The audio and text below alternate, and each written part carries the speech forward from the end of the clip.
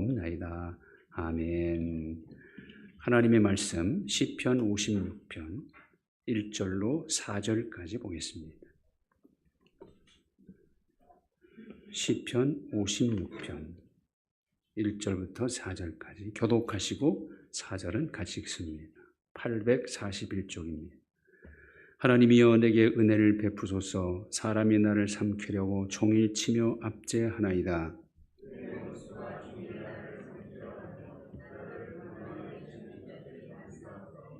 내가 두려워하는 날에는 내가 주를 의지하리이다. 내가 하나님을 의지하고 그 말씀을 찬송하올지라. 내가 하나님을 의지하였은즉 두려워하지 아니하리니 혈육을 가진 사람이 내게 어찌하리이까. 아멘. 예수님께서 제자들과 함께 배를 타고 갈릴리 호수를 건너고 있을 때 예수님은 배 밑에서 주무시고 계셨습니다. 그때 풍랑이 일어나 물결이 부딪혀 물이 배에 들어와 물이 가득하게 되죠. 제자들은 무서워 떱니다. 그래서 잠을 자고 계시는 예수님을 급히 깨우죠. 선생님이여, 우리가 죽게 된 것을 돌아보지 아니하시나이까. 그러자 예수님 깨어나셔서 바람을 꾸짖고 바다를 향해 선언하십니다. 잠잠하라, 고요하라. 어떻게 됐습니까? 바람이 그치고 아주 잔잔하여지더라. 풍랑을 만났을 때, 우리 힘으로 어찌할 수 없을 때, 그때는 무엇을 해야 합니까? 예수님을 깨우고 예수님을 찾아야 합니다. 왜냐하면 우리 예수님은 말씀 한마디로도 바람을 잔잔케 하시고 풍랑을 고요하게 만드시는 분이기 때문이죠. 이 주님께서 우리와 함께 하시는 한 우리는 가장 안전합니다. 어떤 풍랑이 있더라도, 죽을 지경에 처한다 하더라도 주님은 얼마든지 해결하시는 분입니다. 중요한 것은 그런 상황 속에서 과연 나는 주님을 향하여 어떤 믿음을 갖고 있는가, 이게 가장 중요하죠. 제자들은 같은 배에 예수님이 타고 계심에도 불구하고 풍랑을 보고 무서워했습니다. 그런 제자를 향해 주님 뭐라 책망하십니까? 어찌하여 이렇게 무서워하느냐? 너희가 어찌 믿음이 없느냐? 그들은 아직 주님을 제대로 몰랐습니다. 주님에 대해서 무지했기에 주님과 함께 있으면서도 무서워했던 겁니다. 제자들의 반응은 이러했죠. 그들이 심히 두려워하여 서로 말하되 그가 누구이기에 바람과 바다도 순종하는가? 그들은 아직도 주님을 향하여 그가 누구이기에 라고 말할 정도밖에 안 되었던 거죠. 천지 만물을 창조하신 분인 줄 알았다면 풍랑 때문에 무서워할 이유가 없습니다. 혹 우리도 아직 주님을 향하여 그가 누구이시기에 이런 의문을 품고 있지는 않습니까? 예수님은 하나님이십니다. 천지 만물을 창조하신 삼일체 하나님, 우리 한 사람 한 사람을 창조하신 창조주.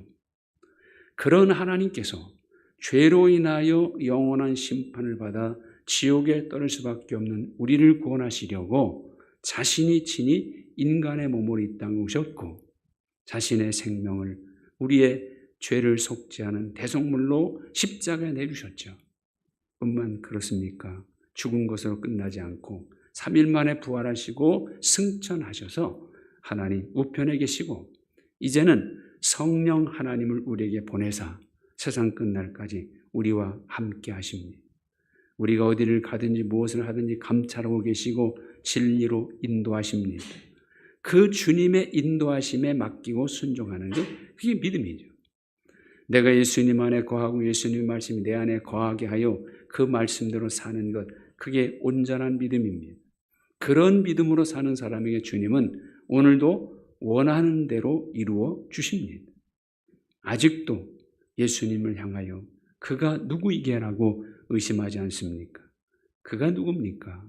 어떤 장애물도 치워줄 수 있는 분이고 어떤 어려움도 기쁨으로 바꿔줄 수 있는 그런 분 아닙니까? 어떤 질병도 낫게 하시는 분이요 어떤 부족함도 풍성히 채워주시는 분. 내가 그분을 나의 주님으로 믿고 있다면 주님은 지금도 나와 함께 하셔서 어떤 상황에서 도와주십니다. 우리 주님은 결코 시시한 분이 아니죠. 시간의 제약을 받는 분도 아니고 공간의 제한을 받는 분도 아닙니다. 언제나 어디서나 도와주시고 어떤 상황 속에서도 손을 내밀고 우리가 그 손 잡기를 원하십니다. 사울의 추격을 받아 생명의 경각간에 달려있는 상황에서 다윗은 이렇게 고백하죠. 시편 54편 4절. 하나님은 나를 돕는 이시며 주께서는 내 생명을 붙들어 주시는 이시니이다. 이런 믿음이 있었기에 그런 상황 속에서도 그는 내가 낙헌제로 주께 제사하리이다. 여호와여 주의 이름에 감사하오리니 주의 이름이 선하심이니이다. 참으로 주께서는 모든 환난에서 나를 건지시고 내 원수가 보응받는 것을 내 눈으로 똑똑히 보게 하셨나이다. 다윗이 믿었던 그 하나님이 바로 지금 우리가 믿고 있는 똑같은 하나님이에요. 그 다윗을 도와주시고 그의 생명을 붙드시고 지켜주신 하나님이 지금 우리를 도와주시고 우리의 생명을 붙들고 계십니다. 그런 점에서 하나님의 자녀가 된 우리는 절대로 시시한 사람이 아니에요. 하나님께 가장 존귀한 사람, 하나님이 친히 돕고 있는 사람이요 친히 손으로 붙들어주고 있는 그런 사람입니다. 중요한 것은 그런 하나님심을 내가 믿어야 한다는 것이죠. 하나님은 우리의 믿음대로 되게 하십니다. 하나님을 나의 방패로 삼으면 하나님도 나의 방패가 되어주시고 하나님을 나의 도움으로 삼으면 하나님은 나의 도움이 되십니다. 내가 하나님을 가까이 하면 하나님은 나를 가까이 하시고 내가 하나님을 간절히 부르짖고 찾으면 하나님은 나를 만나주시고 응답해 주시는 것입니다. 오늘 읽을 말씀은 그 표제에서도 설명하듯이 다윗이 블레셋 사람들에게 잡힌 상황에서 하나님을 향하여 기도하며 하나님이 어떤 분인지 확실하게 고백하는 시입니다. 자, 지금 그가 처한 상황이 어떻습니까? 사람이 나를 삼키려고 종일 치며 압제한다. 내 원수가 종일 나를 삼키려면 나를 교만하게 치는 자들이 많이 있사오니 종일 지금 압제를 당하고 있고 종일 자기를 치려는 사람들이 굉장히 많다는 겁니다. 이런 상황에서 다윗이 어떻게 합니까? 3절 4절을 보면 내가 두려워하는 날에는 내가 주를 의지하리이다. 내가 하나님을 의지하고 그 말씀을 찬송하올지라. 내가 하나님을 의지하였은즉 두려워하지 아니하리니 혈육을 가진 사람이 내게 어찌하리까? 또 11절 말씀도 내가 하나님을 의지하였은즉 두려워하지 아니하리니 사람이 내게 어찌하리까? 여기 이 세 구절에서 반복되는 말씀이 있죠. 내가 하나님을 의지한다는 겁니다. 내가 주를 의지하리이다. 내가 하나님을 의지하고 내가 하나님을 의지하였은즉. 그러니까 두려운 날에는요, 우리는 뭐 하는 날이어야 되느냐? 다윗처럼 하나님을 의지하는 날이 되어야 합니다. 고통이 있을 때는 하나님을 의지하는 때입니다. 하나님을 의지하니까 이제 사람들은 조금도 두려워하지 않게 되는 것이죠. 그래서 다윗은 고백하죠. 혈육 있는 사람이 내게 어찌하리까? 사람이 내게 어찌하리까? 그렇습니다. 사람은 절대로 하나님을 이길 수가 없습니다. 인간적인 방법은 하나님 방법을 절대로 이길 수 없습니다. 하나님을 의지하는 사람, 그 누구도 어찌하지 못하죠. 왜? 하나님의 사람이기에 하나님이 책임지시기 때문입니다. 이사야 43장 1절부터 4절까지는 하나님께서 우리에게 어떤 은혜를 베푸시는가를 잘 보여줍니다. 결론부터 말씀드리면 하나님은 당신이 택한 사람은 끝까지 어떤 상황에서도 책임져 주신다는 것이죠. 거기서 하나님은 이렇게 약속합니다. 힘들고 어려울 때 이 약속을 붙잡아야 합니다. 야곱아, 너를 창조하신 여호와께서 지금 말씀하시느니라. 이스라엘아, 너를 지으신 이가 이제 말씀하시느니라. 너는 두려워하지 말라. 내가 너를 구속하였고 내가 너를 지명하여 불렀나니 너는 내 것이라. 네가 물가운데로 지날 때 내가 너와 함께 할 것이라. 강을 건널 때에 물이 너를 침몰하지 못할 것이고 네가 불 가운데로 행할지라도 타지 아니할 것이요 불꽃이 너를 사르지도 못하게 될 것이다. 내가 하나님의 것이 확실하다면 하나님은 어떤 상황에서든 물 가운데 행하든 불 가운데 행하든 상관없이 하나님이 나를 지켜주신다는 겁니다. 이건 현실적으로 실제로 이스라엘 민족을 향하여 약속을 지키셨잖아요. 홍해 바다를 건넜지만 그 누구도 물 하나 묻히지 않고 건너게 되었고 사드락과 메삭 아벳네고는 풀무불에 던져졌지만 머리털 하나 걸리지 않고 살아나왔던 겁니다. 우리 하나님, 우리에게 가장 좋으신 아버지신 하나님, 우리를 구원하기 위하여 자기 목숨을 기꺼이 내주신 하나님, 자기 눈동자같이 우리를 지키시고 암탉이 자기 새끼를 날개하라 모음같이 우리를 보호하시는 하나님의 품 안이 가장 안전합니다. 그래서 일생 동안 1500여 편이라는 찬송가를 지은 보리스라는 사람은 우리 찬송가 406장에서 이렇게 찬양하잖아요. 고난 내 영혼 편히 쉴 곳과 풍랑 이로도 안전한 포구, 폭풍까지도 다스리시는 주의 영원한 팔 의지해.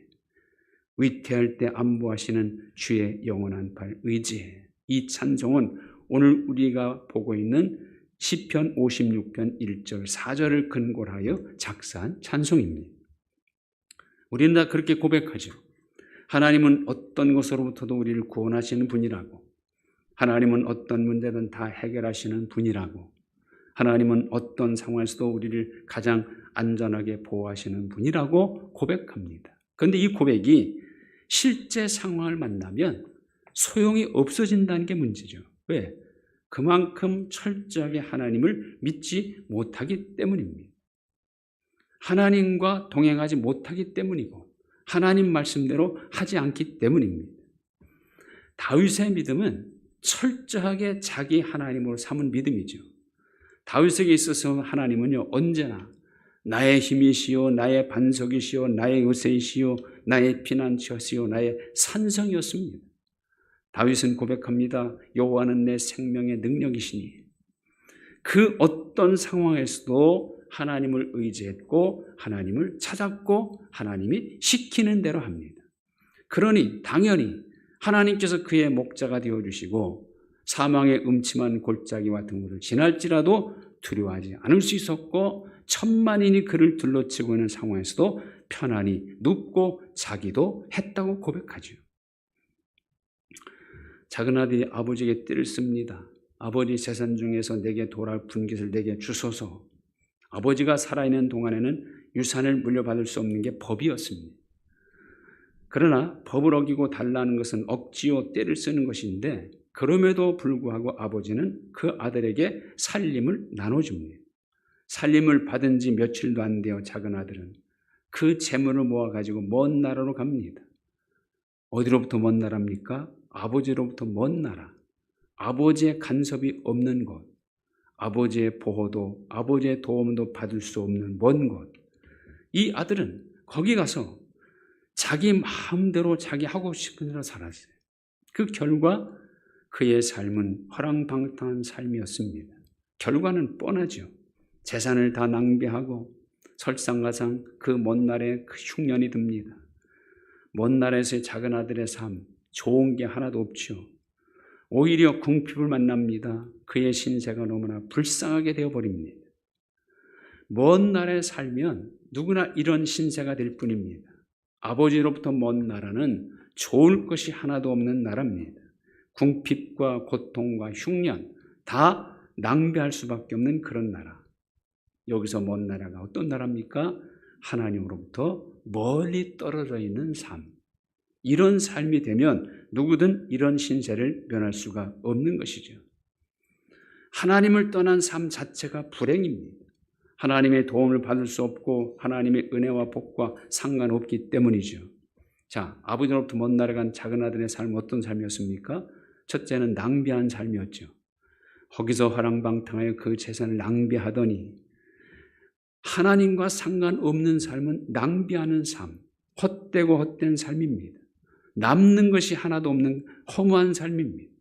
아무리 많은 재산을 가진 사람이라도, 아무리 큰 권세를 가지고 있고 높은 명예를 가진 사람이라도 하나님과 멀리 떨어져 있다면 지금 그는 낭비하는 삶을 살 뿐입니다. 하나님의 도우심이 끊어진 노력과 수고, 성경은 헛되다고 선언하죠. 너희가 아침에 일찍 일어나고 저녁에 늦게 수고의 떡을 먹음이다. 헛되도다. 그리고 이 아들의 삶은 가치 없는 삶이었습니다. 아버지에게 있어서 아들이었던 이 사람, 아버지를 떠난 그 순간부터 그는 아들이 아니죠. 뿐만 아니라 그는 돼지보다도 못한 인생으로 전락하고 맙니다. 하나님과 관계가 끊어진 사람은 성경은 뭐라고 평가합니까? 멸망하는 짐승과 같다라고 말합니다. 사람됨의 가치는 하나님과 관계에 있는 거죠. 하나님과 관계가 있는 사람을 거룩하고 귀하게 하나님이 높여줍니다. 사람이 짐승과 다른 점은 하나님의 형상대로 지음받은 데 있고 그 코에 생기를 불어넣어 주신 데 있습니다.